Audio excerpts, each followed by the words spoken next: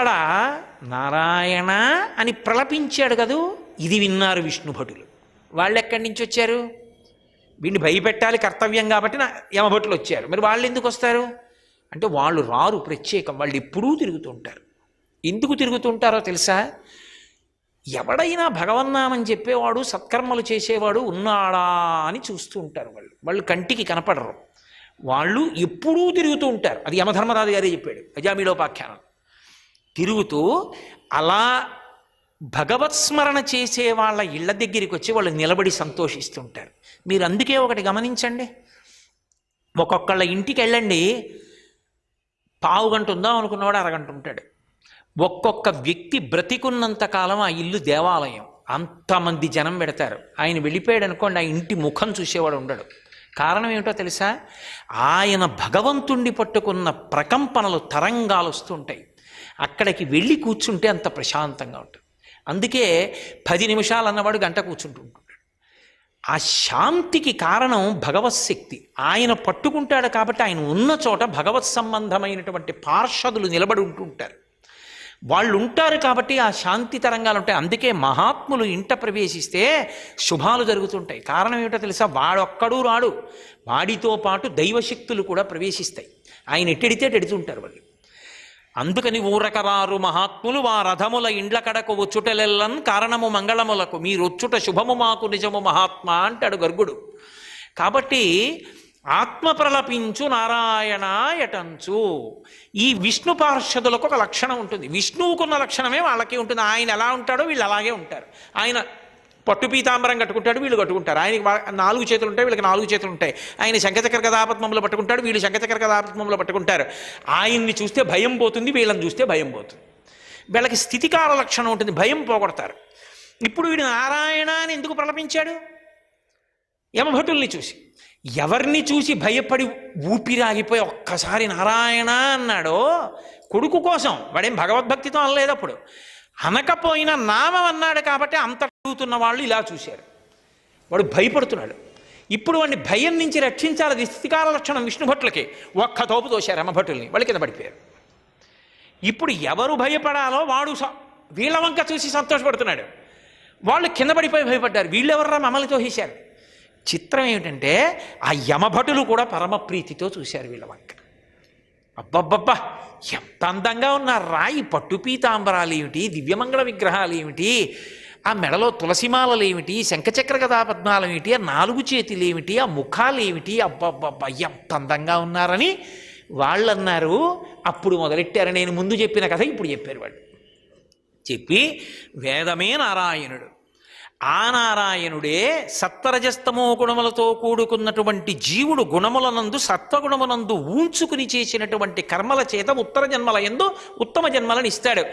ఇలా పుట్టినవాడు ఇంత భ్రష్టుడై కిందకి జారిపోయాడు, ఇన్ని పాపకృత్యములను చేశాడు, వీడికి ఆయువు అయిపోతోంది. ఆయువు అయిపోతోంది కాబట్టి మేము వచ్చి భయపెట్టాం, మీరొచ్చి మమ్మల్ని తోసేశారు.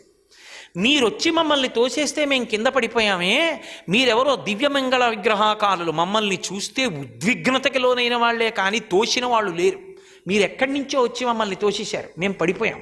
ఇప్పుడు మా కర్తవ్యం మేము చేయడంలో విఫలమైపోయాం, భయపెట్టలేకపోయాం. వాడికి సంతోషం కలిగింది మిమ్మల్ని చూసి.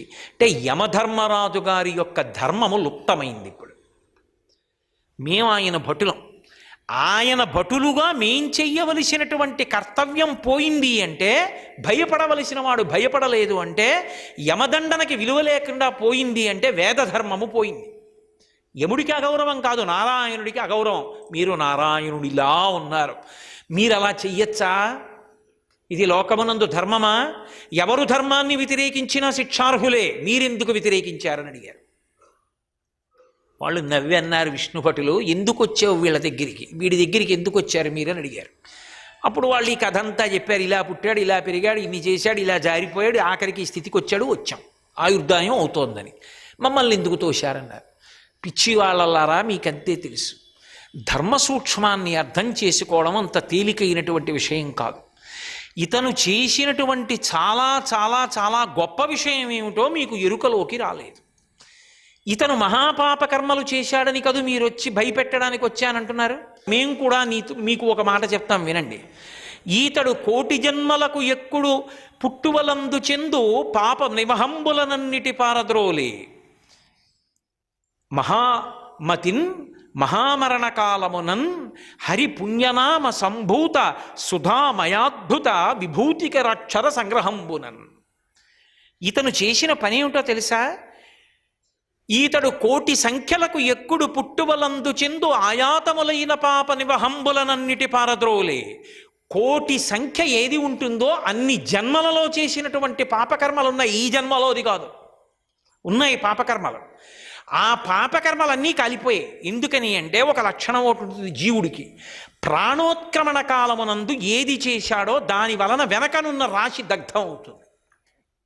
అది ఒక, అందుకని మహామరణ కాలమునన్ ప్రఖ్యాతమతిన్, అది ఒక వైభవం. అంత్యకాలమునందు ఈశ్వరుడు స్ఫురణకి రాడు, ఎందుకనంటే సాధనాబలం లేనివాడికి రాడు కనుక. మహామరణ కాలమునన్ ప్రఖ్యాతమతిన్, ఏ మామూలు మాటలా? భగవన్నామం గుర్తొచ్చిందంటే ఇతనికి గుర్తొచ్చింది. కొడుకుని పిలిచాడా, భగవంతుడిని పిలిచాడా, వదిలిపెట్టవయా నామం చెప్పాడా లేదా నారాయణ అని. ఎప్పుడైతే నారాయణ అని అన్నాడో అంత్యకాలమునందు ఆ మాట అంటే వెనక ఉన్న కోటి జన్మల పాపాలు కాలిపోతున్నాయి. ఎందుకంటే అది మహామరణ కాలమునన్, ఒక జీవుడు ఆ శరీరాన్ని వదిలిపెట్టే ముందు ఆ భావన కలగడం ఉత్తమ జన్మలకి కారణం, లేదా జన్మరాహిత్యానికి కారణం. ఎందుకని అంటే అది అంతిమ తీర్పు కాలము. ఆఖరణ మనసు స్మరించిందేదో అదే పునర్జన్మక హేతు. కాబట్టి తీర్పు కాలంలో స్మరించాడు. ఇప్పుడు మహామరణ కాలమునన్ ప్రఖ్యాతమతిన్, అందుకే కాశీలో చచ్చిపోయే ముందు మహానుభావుడు పరమశివుడు ప్రతి జీవి యొక్క కుడి చెవిలోనూ తారకం చెప్తాడనడానికి కారణం అది. ఒక్కసారి శ్రీకాళహస్తి వెళ్ళి శ్రీకాళహస్తిలో పరమశివుడి దర్శనం చేసుకుని నమస్కారం చేస్తే అంత్యకాలమునందొచ్చి వాడిని ఉద్ధరించి శివనామం చెప్పించి ఉద్ధరిస్తాడు. అందుకే పశ్చిమాభిముఖంగా ఉంటాడు, పశ్చిమం సూర్యాస్తమయం. సర్వం శ్రీ ఉమామహేశ్వర పరబ్రహ్మార్పణమస్తు. స్వస్తి.